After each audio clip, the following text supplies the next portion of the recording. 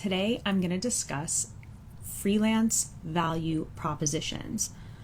What is your value proposition as a freelance writer?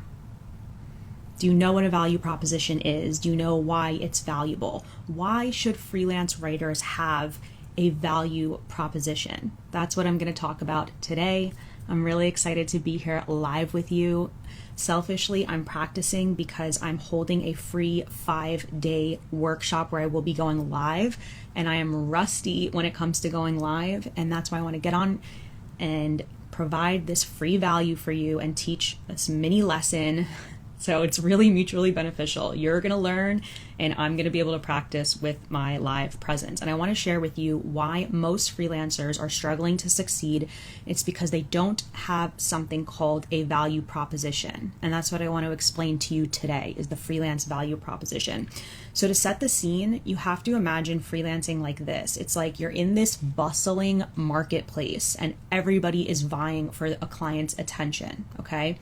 So it's like that scene in one of the Sex and the City movies where they're in that like silk spice market, whatever it's called, and there's 1,000 vendors and they're all screaming for the attention of the customers, right?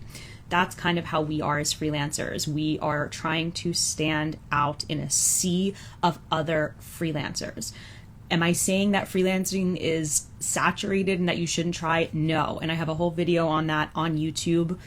So do not think that what I'm saying is that this is saturated. It just means that we have to stand out, okay? We're all trying to catch the attention of our ideal freelance client and stand out, okay? We want to rise above the noise, and that's where a freelance value proposition comes in. And I want to teach you how to find yours, but let me first give you, I guess, the 3 main reasons or symptoms or the 3 main indicators that you don't have a freelance value proposition right now. Number 1 is that you don't know who to reach out to and you don't know who your ideal clients are. If you don't know who to reach out to, you're saying, I can't find clients, I'm not sure who to pitch. That's because you don't have your freelance value proposition. Because if you did have your freelance value proposition, who your ideal clients are would become so much more clear to you, and that whole process would become easier. You're having a hard time writing your about section. So whether it is writing your freelance writing website, whether it's writing the about section on LinkedIn, maybe it's writing your profile on one of the bidding marketplaces like Upwork or Fiverr, but writing about you and what you offer and the value you provide is difficult for you. You're not able to talk about the value that you offer to a client and why they would want to hire you. That is a symptom right there of not having a freelance value proposition. The third big one, and why a lot of freelancers struggle and why they get frustrated, is that you are applying to a lot of opportunities. You are bidding for these jobs, but you are getting ignored. You're hearing crickets. Your pitches are going unanswered, right? So those are the 3 main symptoms that you don't have a value proposition. This is what happens when you don't have a freelance value proposition, and I'm going to show you what this is and kind of explain to you the importance and how to find yours. So your value proposition, listen to me, listen closely to this. It is the essence of what you bring to the table as a freelance copywriter, okay? It is your unique blend of skills, expertise, benefits. It's what you bring to the table. And before you think to yourself, well, there's nothing about me that's unique that I can bring to the table. Wrong. And this is what I want freelancers to learn, to take away, is that nobody is you. You have a unique set of interests, experiences, background, job experience, school experience, life experience, the stories that happen to you, everything that makes you unique, who God created you to be, what your unique interests are. They are unique, but you have to find a way to tell that story. And the saddest part about freelance writing is that there are people who want to get into this. They know they have something to offer, but they think that there's nothing unique about them that's going to stand out and provide value to the client. And there is. Even if you think you're just like everyone else, even if you think everyone is better than you, false. There is something that you bring to the table. You're just not sure how to pinpoint that, bring it out, write about it, and market yourself and market your uniqueness. You're just not sure right now, and that's okay, but it's a learned skill. So before you give up, before you get frustrated, before you throw in the towel and say, oh, with AI and with everything going on, there's no point. I want you to know there is a point. You just haven't learned the skill yet. You just haven't learned how to market yourself and uniquely position yourself in a way that stands out to clients, okay? So I'm going to tell you why you need this unique value proposition. So again, this is just going to stand out to clients of why they should hire you over someone else. It's the clear communication, right? So when a freelance client goes onto your website, your profile, your pitch, they should know immediately why they should hire you, right? So it's the foundation of all of your marketing efforts. It's how you talk about yourself. It just clearly communicates to the client why you are the right fit. It magnetizes your ideal clients, right? Because your ideal clients have a specific problem that they're trying to solve with their writing, with their copywriting, with their marketing. And when you position yourself in a way that allows you to solve that problem for them, you become the go-to expert for them to reach out to for that opportunity. Also, when you have a value proposition, it exudes confidence. So in my course, I talk a lot about getting on calls with clients and talking about what you do and having confidence and communicating and getting face-to-face with clients. When you know your story, your unique blend of skills, when you know what makes you a good fit for the role, that's really where the confidence comes from. You know that you have a story that no one else can replicate. You know that you have skills and abilities and interests that no one else has. When you know what makes you unique, then that's where the confidence comes from. And a lot of people are wondering, like, how do I get confidence? That's the biggest roadblock for freelancers is confidence. And the reason why they don't have it is because they're not drawing on this value proposition. They're not sure what makes them valuable, so they can't talk about it. They don't believe it yet, right? Also, you just have the ability to command higher rates, right? So when you are an expert, when you have this value proposition, when you have something that makes you unique, you stand out and you can command a higher rate. People pay premiums for people who have an expertise, a specialty, a niche, right? We know this instinctually. That's why when we go to the doctor, your general practitioner has a $20 copay. And then if you have to see someone who specializes, like an ear, nose, and throat doctor or a chiropractor or a cardiologist, anyone with a specialty can automatically command a higher rate. And I believe that there was a time in freelance history where you could get away with being a generalist, but now with AI, I think AI is going to seriously impact the generalist writers. I think if you have a specialty, that is really what makes you unique. Clients are looking for people who specialize in a specific area and say, have you written here before? That's the only way I'm going to trust you to write for me is if you've worked for clients that are just like me. Now, don't confuse that for thinking, oh, well, I don't have any experience. I've never written for anyone before. I understand that because that's exactly where I was when I first started. I did not have any experience, but because I chose a niche, because I created my samples in one specific topic or area, and because I was able to market myself that way, any inexperience, all of that stuff became a non-factor for the people who hired me and gave me that first chance because they saw from my self-published samples that I did have knowledge and I did have the ability. So that's what's so beautiful about freelance writing is that you can get your foot in the door by creating your own samples, showing the client, hey, this is the work I can do for you. This is exactly the type of audience that you're trying to target. Look at me doing this work. Will you give me a chance, right? That's the beauty of it. So it's kind of like I always say, we are in the choose yourself economy.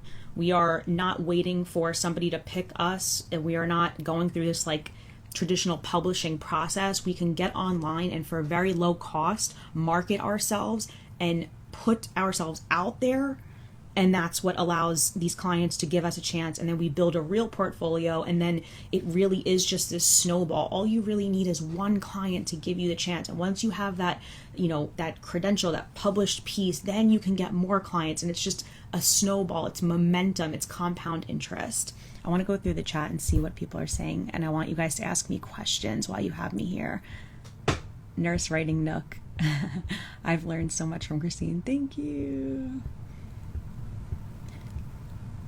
Awesome. Does anyone have any questions about a freelance value proposition? How you put together this, I like to call it an elevator pitch. It's basically your story. It's what makes you stand out, right? It's what helps a freelance client understand that you're the right person for the job. And I think what confuses a lot of people about this premise is like, they're like, okay, I'll write a bunch of stuff on my About Me page, but they're not writing stuff that appeals to the client. So you have to understand what the client is looking for, and then you need to tell your story in a way that serves the client and what they're looking for. Every great thing about you and your work history and your experience is only valuable to the extent that it helps the client solve their problem. Because as humans, we're all very self-focused. We're always reading everything through the lens of what's in it for me, right? So when a client opens your message or looks at your profile, they're saying, what's in this for me? How can they help me? That's great, but what does that do for me? And if we can write all of our communications and our pitches and everything in a way that actually targets that and says, this is what's in it for you, that's really key. Let's go through the question. This is good information. Thank you. Still working on that snowball effect. I have faith. Yeah, and faith is really important because we have to stay patient and we have to be really, really persistent in this game, right? And I know that was necessary for me. I had to really push and stay persistent and not let the rejection, the failure get to me. I had to keep putting myself out there, keep pitching, taking the right steps. Do we put it in the About Me, or is it separate from that? So your freelance value proposition is not just one thing. Like I said, it's the foundation of all of your communications, right? So once you have your value proposition, it kind of scatters everywhere. It's your LinkedIn headline. Sorry, I have something in my eye. It's your LinkedIn headline. It's your About Me on your LinkedIn profile. It's the About Me section on your website. It's in your pitch. It's really getting to the core of what makes you unique, how your background helps you as a writer. It's everything about you. It's a story you tell about why you'd be a good fit for this writing role. And you kind of place that strategically throughout all of your communications. So like I said, your pitch, your website, your Twitter profile, your LinkedIn profile, wherever you're marketing your services, you want to use that information. Can someone's write with ni or nai? Sorry if I'm saying that wrong. Can you give me an example? What's yours? Okay, so I will tell you exactly what I say on calls with my freelance clients. And I hope I don't mess this up right now. And by the way, in my course 30 Days to Paid, I have recorded calls with my clients where I actually recorded the whole interaction. It's a Zoom call. You'll see me talking to the client talking to me. And one of them is a client that I'm already working with, and another one is a first-time client. So you can really see that role play of like what I say to clients and what they say back. So just know that that's there. But basically, when I get on calls with clients, first I try to get them to talk about themselves and their business, because if they tell me everything up front, I can really tailor everything I say toward what they told me. However, sometimes I'll get on a call with clients and they'll say like, okay, tell me about you. And then I know that I need to launch into my elevator pitch. So I'll say, I basically start off and I say this. So yeah, I'm a full-time freelance copywriter in the B2B technology space. Funnily enough, I actually used to be in sales for technology. So I was somebody who was boots on the ground, interacting with clients, selling. And then I transitioned into copywriting and marketing because I realized that actually my strong point was selling with words, and something that I really excelled in as a sales rep was creating subject lines and A/B testing and booking meetings with prospects via email. So that was my first introduction to the world of copywriting and pitching. And I transitioned from B2B sales into B2B tech writing, and that's what I do full time now. I work for a handful of clients at once. I write blog posts, I write web pages, I write social media posts, I do gated assets, I do demand gen campaigns, and they're all in this specific niche. And then I'll go into like, oh, I work for this client, this client, this client. I'll start name dropping clients I've worked for and projects that I've done. So that was kind of rough, but I'm just telling you like off the bat what that sounds like. It's pretty much me saying like, hey, I used to be in an unrelated career, which was sales. I was, doing this customer facing work, and I kind of understood how to persuade people. And then I leveraged that background into what I'm doing now as a freelance copywriter. And before everyone freaks out, because I get this comment a lot on YouTube, people will be like, sales is related. How can you say that being in sales is unrelated? Like copywriting is sales. Yes, I understand, but my students in my course who don't have a sales background also do the same technique. Whether you are a nurse, whether you worked a customer service job, whether you sold insurance, whether you were in occupational therapy, these are all of the past careers of my students, and I teach them how to craft their story in a way where it's like, hey, here's my former background, here's how I'm going to use it, here's how my knowledge, my skills, my experience, here's how all this stuff translates to what I do now for you. So I don't want anyone to be like, oh, well, good for you, you were in sales, I can't tell that story. Yes, you can tell that story. Even if you told me right now that I am in the Philippines working a customer service job, that is experience that you could say, listen, I know people. I understand what gets people moving. Whether you're, okay, let's say you're a teacher like Trixie, who me and her got connected because she bought my freelance template playbook, and me and her, I had her on my podcast. I love her. Trixie, if you're on here, hi. But she said to me, as a teacher, I was teaching Shakespeare to these kids, and you have to take complex information and distill it down into something that's simple, and that helps me as a writer. So it's not just one type of background that you can do. This is just you weaving your story into this value proposition. You telling a client, I used to be this, and here's why I got interested in copywriting, and here's why I'm doing it now. What is the best platform to advertise your business? Says Nadine. Hi, Nadine. For me personally, I believe it's LinkedIn. I have an entire course that focuses on how to market yourself on LinkedIn. If you are trying to build a personal brand, it really all just depends on where your ideal clients are, right? The best platform for you to be marketing on is where your clients are. So if you are, like, for example, I target B2B marketing companies, B2B technology companies. They're not necessarily on TikTok. Maybe they are, but I'm not going to get on that platform because I don't believe my ideal client is on there, right? So find out where your ideal clients hang out the most. I think LinkedIn and Twitter are two really great places to start because people with budgets and like higher status people, I believe, are on LinkedIn. If you can get their attention and pitch them, that's how I built my entire business. So it just depends where your ideal clients are. That might be Instagram, Facebook. Barney said, I second that. Oops. Is it necessary to have a website, or would a landing page suffice until I get my first client? Yes, a landing page will suffice.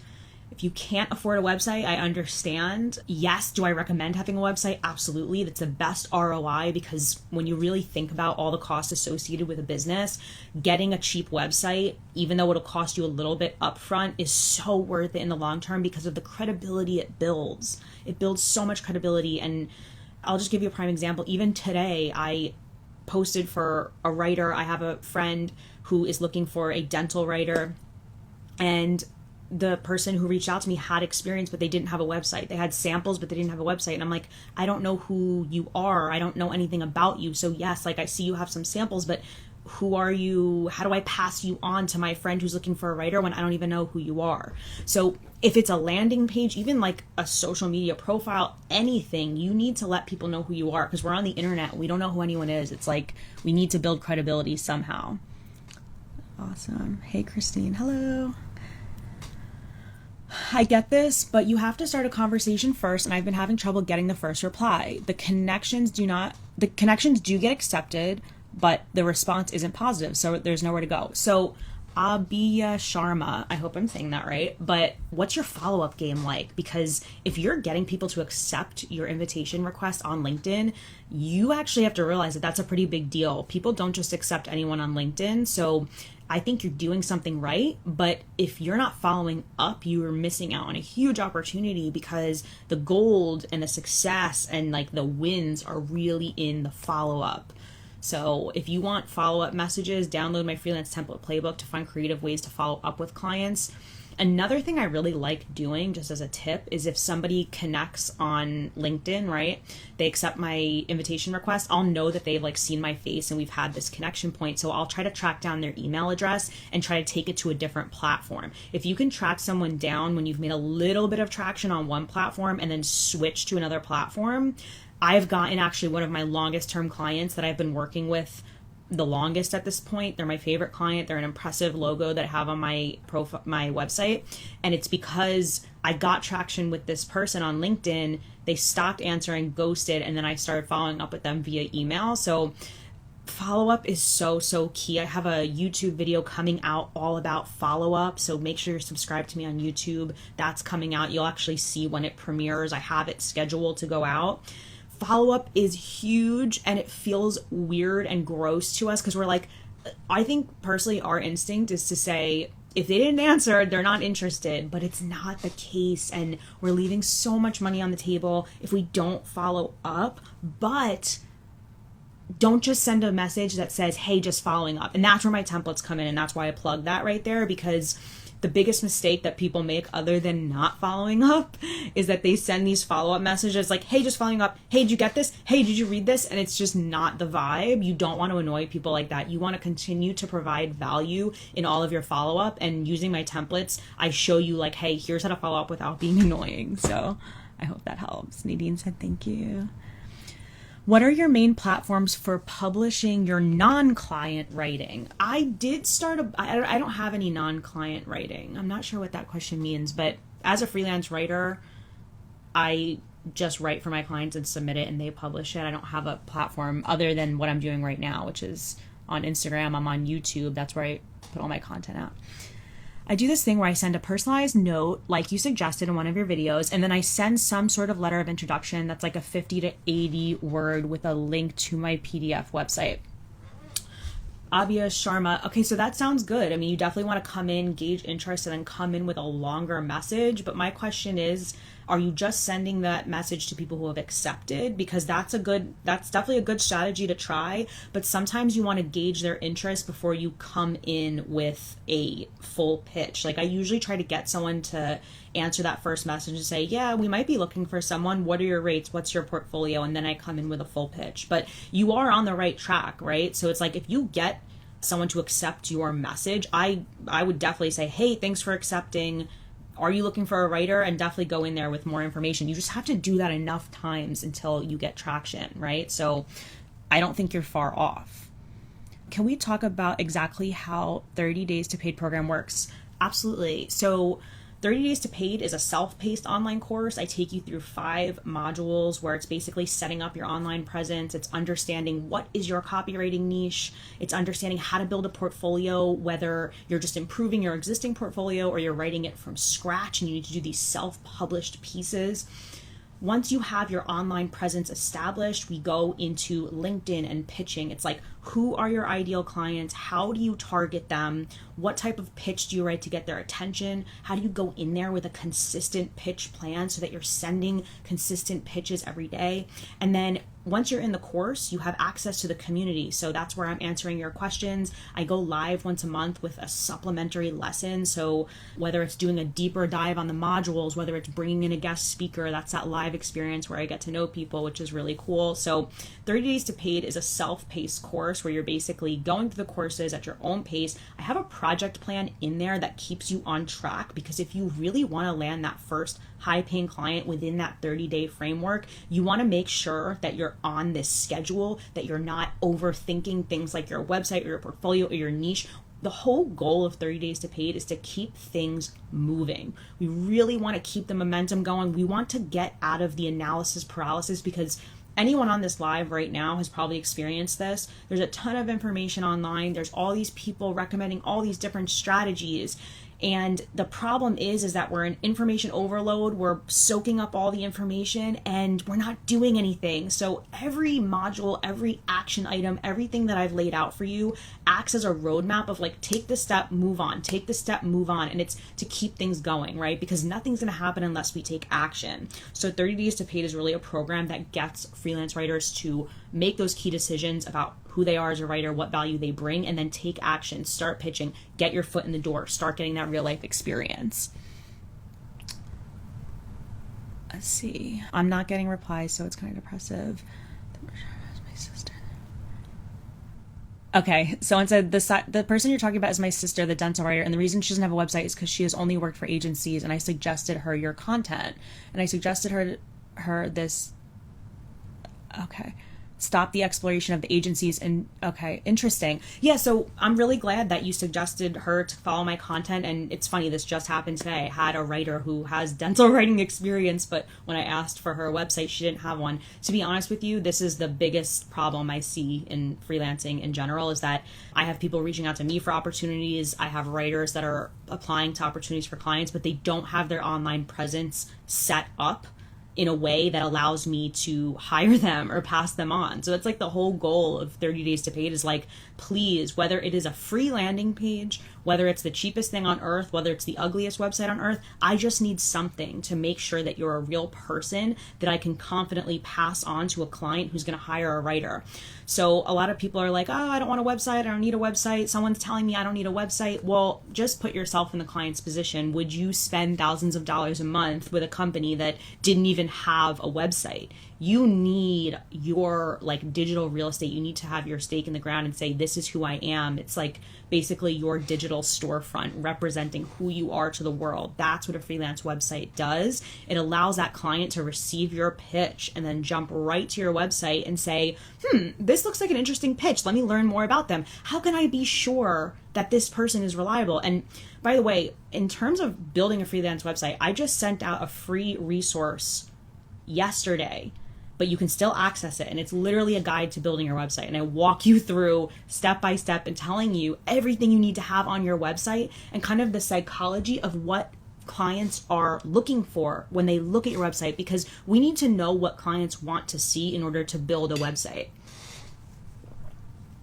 And also, I understand her work is coming from agencies. I totally get that. You can definitely make more money working directly for the client versus agencies. So I hope she creates a website so that, because that's a shame, because that's someone who I would 100% pass on for the opportunity, but they didn't have a website, so I was not able to. So you have to be ready for these opportunities when they present themselves, and you have to be properly set up online in order to really jump at those opportunities. But it takes time, and to be honest with you, the freelance website is where people tend to struggle the most because they tweak it and they obsess about it. So that's why I always say, hey, this is exactly in that free guide I'm talking to you about, minimum viable product. Just take that approach where it's like, what's the absolute least I can do to get the best result? What's the simplest website? What's the ugliest website? Just so I can get this done and move on. And then I will improve as we go and iterate.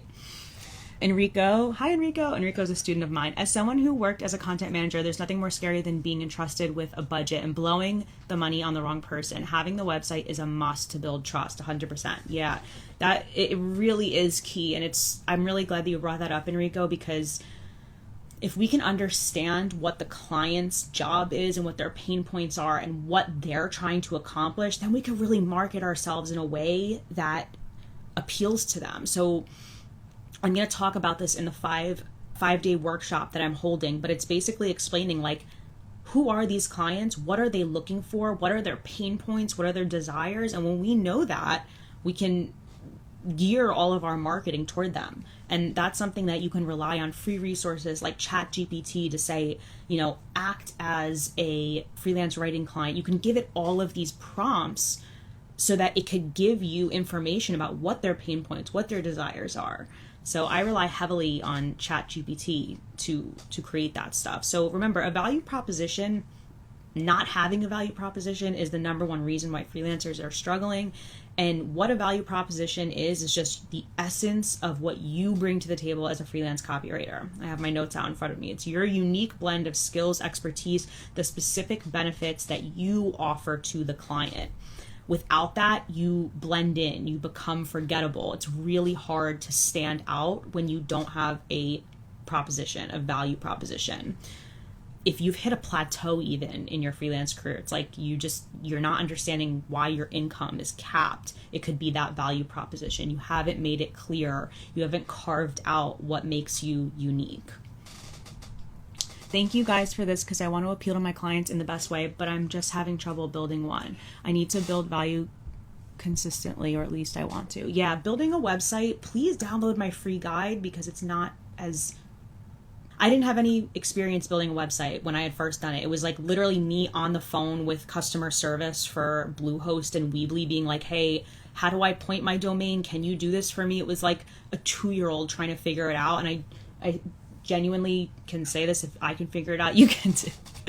I had another question about your expertise in the subject. I'm trying to find my first SaaS client and I'm from a STEM background. How much expertise would you say a person needs? Well, what's your STEM background? Because it's really just a matter of how we can weave your background into a compelling narrative that's going to stand out to the client. So I can say that some people are intimidated by writing for the SaaS industry. They think, oh, this is like a lot of smart people. And like, I get that because that was very intimidating to me too. I was very in over my head. My only experience with software and technology was that I was a sales professional who was using CRM software every day in my job, right? So like just something that simple is how I crafted my narrative. It's like, hey, I was your target audience. I used to use CRM software. I was that person who had to log my sales opportunity in this database. I can write for your audience because I was that person. I had to use a CRM. So it's like something very basic and very primitive. And I think a lot of freelancers think, oh, I need to have this exact experience and I need to be this expert, but it's really not that way. It's more like, hey, I am a human being with empathy and I can understand where your client, where your audience is, and I can write in a way that connects with them. That was my whole value proposition when I went into this, was like, I used to use this software and now I want to write about it because I know about it. Very basic. I'm not a techie person. I don't nerd out necessarily about technology, but I was able to get my foot in the door because I was marketing myself in a way where I was just, hey, you're trying to achieve this. I can help you achieve this because of this, right? It was all about how I could empathize with their audience and my interest in writing. Again, it's about getting the client to see the connection between what they need and what you're offering. That's what a value proposition is. And the confidence piece is huge, because if you're unsure about your value proposition, it's going to come through in your interactions with clients. Like, you need to really feel confident in your value proposition in order to convey it.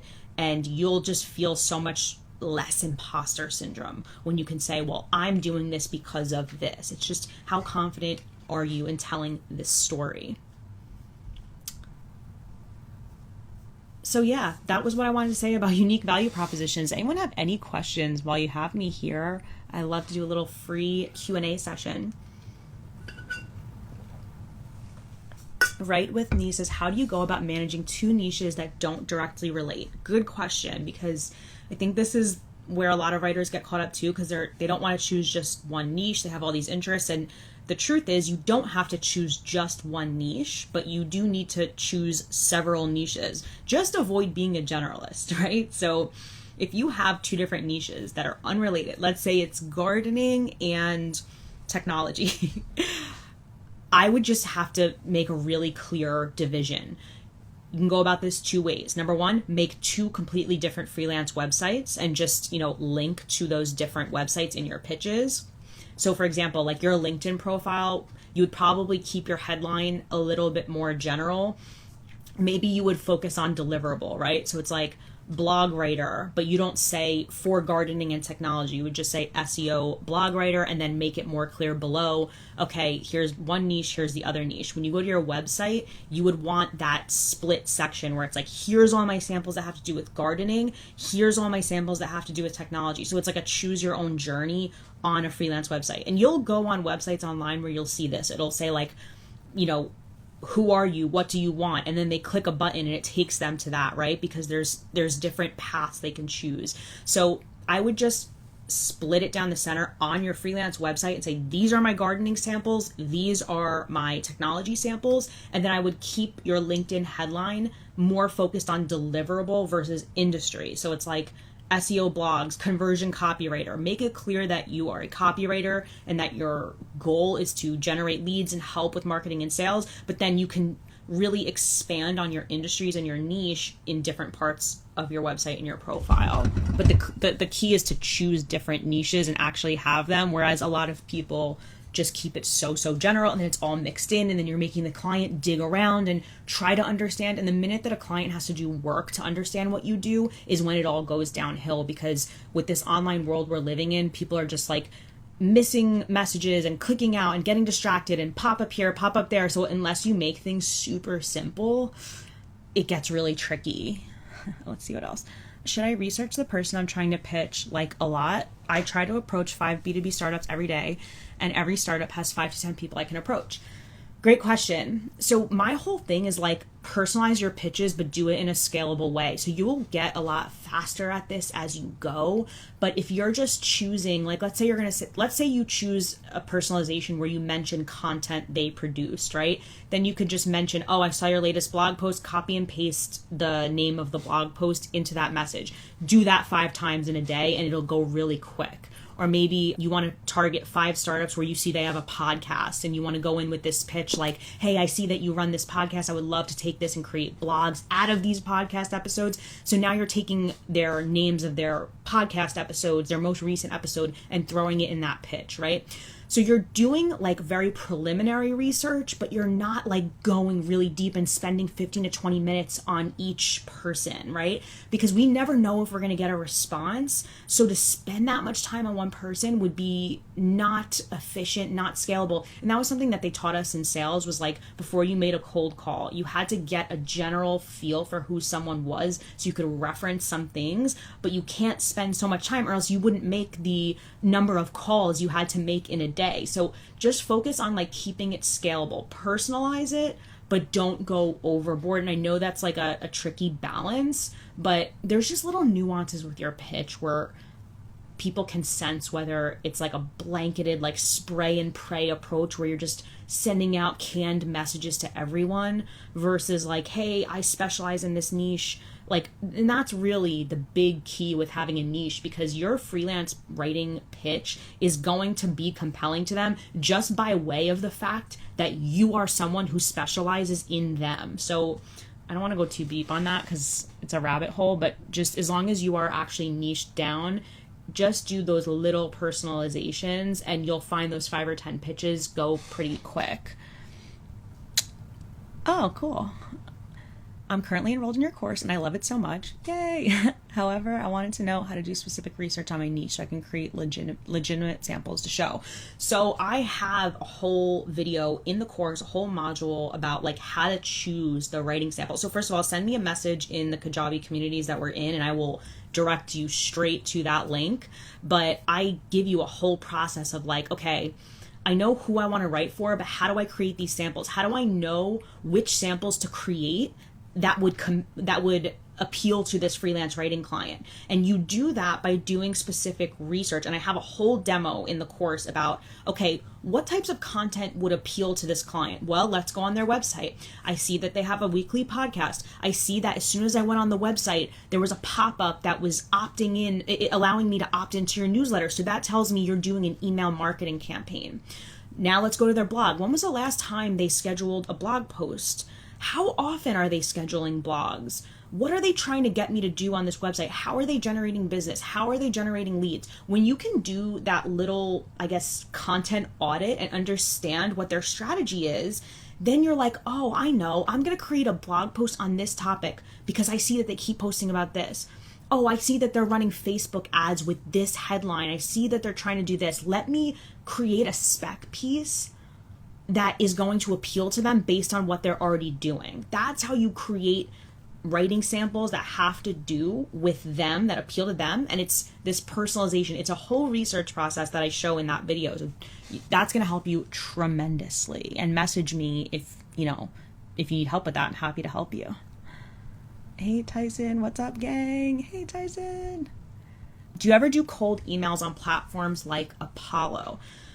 No, not now, but I used to when I was in sales. So that was actually weirdly how I got into copywriting. So when I started out as a salesperson, I was sending like 50 to 100 cold emails a day trying to book meetings with prospects.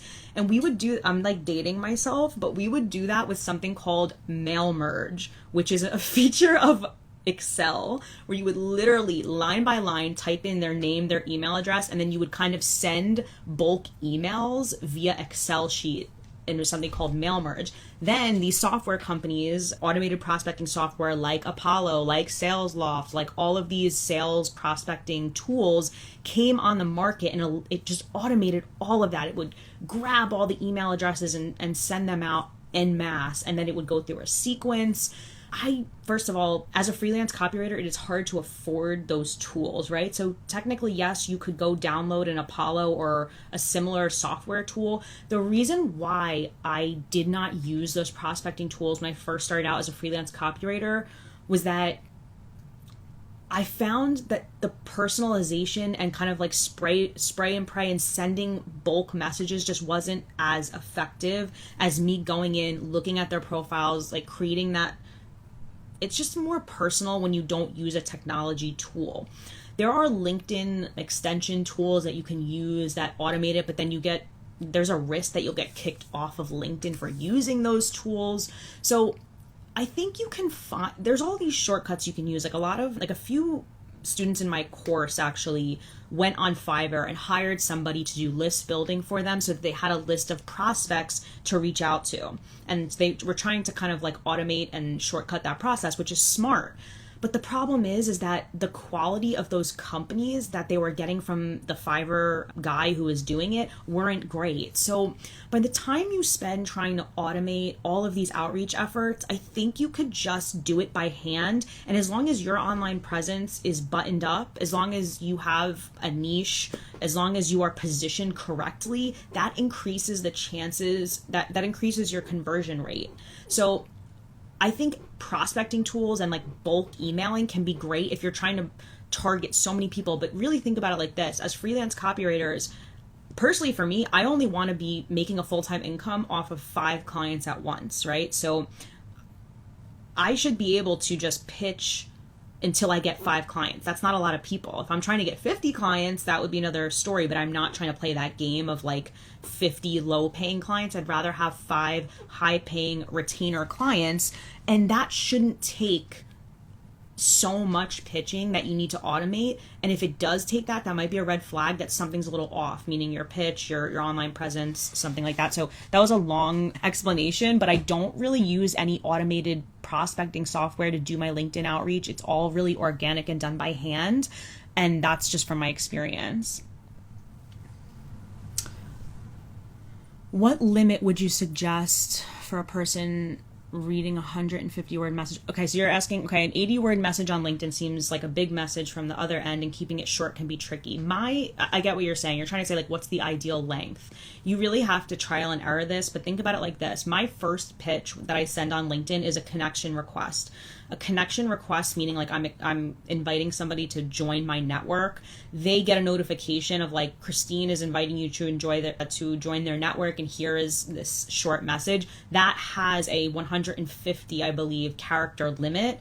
So you have to make that first message really concise and really to the point. And then I go in with a bit of a longer pitch. But I think it's always good, just as a general rule, to go in with a shorter pitch just to gauge interest before you go in with this like long pitch that says, here's my portfolio, here's my samples. Because I always give this analogy that it's like the dating apps, right? So when you're on a dating app, you want to like engage in a conversation with somebody and see if they're interested before you go in with a hard sell and ask them on a date. So like for me personally, it was always creepy when people were like, hey, do you want to go out? And it's like, whoa, we haven't even said hi to each other and you're hitting me with a invitation. And freelancers do this too. Like they go in really hard on that first pitch and say like, do you want to hop on a call? No one's going to hop on a call with you just for shits and giggles. They need to have the need. They need to confirm that you're the right person. So you really want to go in with a softer pitch of just like, hey, here's what I do. Here's why I'd be a good fit for you.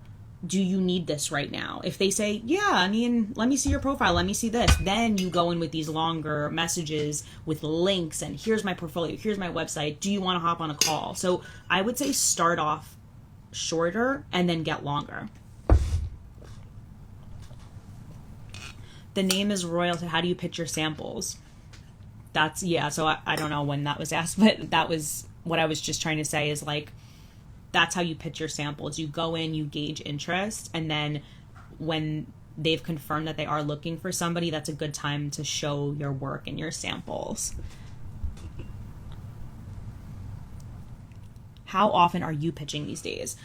Personally, the only reason I'm pitching right now is because I have challenges in my course, 30 Days to Paid, where I'm trying to inspire the freelance writers in my course to get out there and put themselves out there and make themselves uncomfortable. So I've gotten on LinkedIn and I'm sending these requests and I am like posting those results in the group, but I cannot take on freelance writing opportunities at this time. So my roster is completely full. I'm not taking on new work, but I always say this: the freelance writers who have a consistent income and don't worry about this feast and famine, and they're not, worried about their income, they're the ones that continue to pitch even when they are booked out, because the more opportunities that come your way, the better. You can replace your lower paying clients with higher paying, higher quality clients. You always kind of want to be on the lookout for what opportunities are out there, because you'll hit plateaus with clients where it's not really reasonable to raise your rates on them to a certain percentage. So you do want to be making room for clients that are bigger and better. And that can't happen when you're just so focused on doing the work. That's the number one problem in freelancing, because people are like, well, it's good when it's good, but then I run out of work and then I'm back to square one and I'm broke again, or I don't have any income coming in. And the way that you prevent that feast and famine is by getting on your platform of choice, so like LinkedIn or Twitter or Facebook or Instagram, and you are constantly pitching even when you are booked out. And I have to say, I'm not great at that, but it's necessary. Ebony said, what offers do we make for a $2,000 to $4,000 retainer? As in, what does that package tend to look like? Ebony, I have a full video on YouTube about how I build my retainer packages, but to kind of sum it up, I definitely want you to go check out that video. It'll explain everything. But you want to work backward, right? So you just said $4,000 retainer. So what I would do is, like, I would go to the AWAI free pricing guide that's online. So AWAI has a freelance copywriting rates pricing guide that shows you every deliverable. So like, and I break this down in my course in more detail, but if you're not in my course, do this. Go to AWAI and download that free guide. It'll show you like, hey, this is how much freelancers can charge for a blog, for a website, for this and that. And I would go in and I would choose these deliverables, like a website, a blog post, and then make those prices for the deliverables, and then build out a package in Canva and say like, hey client, here's my per deliverable pricing. For a blog post, I charge $500. But if you go with this package, I will lower the price of the blog post to $450, and you'll get this and you'll get that. So you get really creative with creating these packages, and you are offering a quote unquote discount or a benefit of choosing the package and having them work with you on a month-to-month basis. Because them working with you on a month-to-month basis, it's a benefit for you because you have this steady income, but then you want to make it a benefit for them too, and say, hey, like, I'm bringing down the price of this because I know you're working with me month after month and I appreciate that repeat business. So, I'm dropping it by $50 to $75, but you have to go with like 5 every month blog posts, right? And again, I have a whole video about retainer packages on YouTube, and I actually show you kind of like how I lay it out, right? With Nee said, super helpful, Christine. Yay, I'm glad it helped. Super, super happy to have you guys on this live. Another cool thing about that retainer package video too is that you want to offer deliverables that have something to do with one another, right? So it's kind of hard when you're new, but you'll experience this when you've been doing this for a while.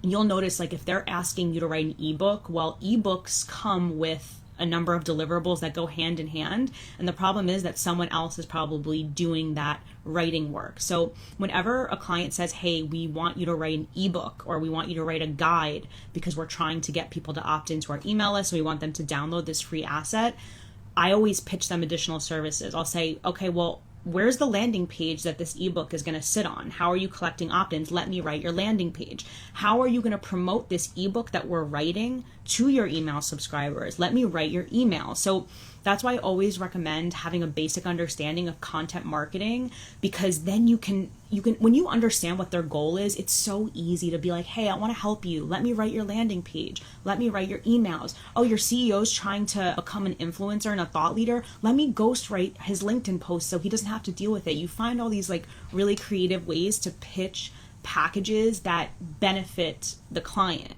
But a lot of writers don't have that understanding, so they'll just say, oh, you want a blog? Sure, here you go, and that's it. But you really want to be coming to the table with ideas and be what I call like a consultant versus an order taker. Can I have my portfolio on Google Doc? That's what Luke just asked. Luke, yes, my portfolio is on Google Docs. What I do is that I have what I call my public portfolio that's on my website. Anybody can view those samples. And then I always have a disclaimer on my portfolio page saying, for samples that are not available on this portfolio page, please email me. And I have like my full portfolio, which is like email. Like there's certain things you might not want to show publicly on your portfolio page. For example, for me, I write email sequences for companies. They might not want the general public to see their internal emails or web pages, whatever I've done for them. So I try to be mindful of that. So I have like my full portfolio in a private Google Doc that they can only access via a link. And then I have some public facing like blog content writing stuff so they can get a feel for my public. But then if they're more interested, I can send them specific stuff. The key with sending your samples, and this is another huge thing that I see writers do wrong, is that they'll say, sure, here's my portfolio, and they'll send the client or the prospective client a link. And then there's like 500 links in there. And then they make the client do the digging and try to understand. That's really how you lose. What you want to do if you get a positive response from a client and they say, yeah, we might be looking for a writer. Can you send me some samples? Instead of just shooting them a link to your portfolio, what I do is I say, here's the 3 samples within my portfolio that I think are most relevant to your company. Blog post, website, email. Here's the 3 samples that I want you to look at. And here's my overall portfolio if you want to take a deeper dive. But here's the 3 samples I want you to focus on. That makes you a really easy yes, because you're just able to do that upfront work for the client. You're pointing them in the direction of what you want them to see versus making them dig through all of these writing samples. Because when somebody sends you your portfolio, when you send someone your portfolio, it's very overwhelming. It's like, what do I look at first? Like, and then you're trying to understand what they did and why is this sample relevant and like what was the goal of this sample. So I've seen freelance writers get really creative and say, hey, like, here's a description of what my portfolio is, here's my writing samples. But the best thing you can do is when you're in that one-to-one conversation is just to say, here's the links I want you to look at, and say, this is a website I wrote, this is an email I wrote, this is a blog I wrote. And that really points their attention to what you want them to see. And then they'll say, oh, okay, you've written a website for that person, I think you can write a website for me too, that's good. And then you progress the conversation forward.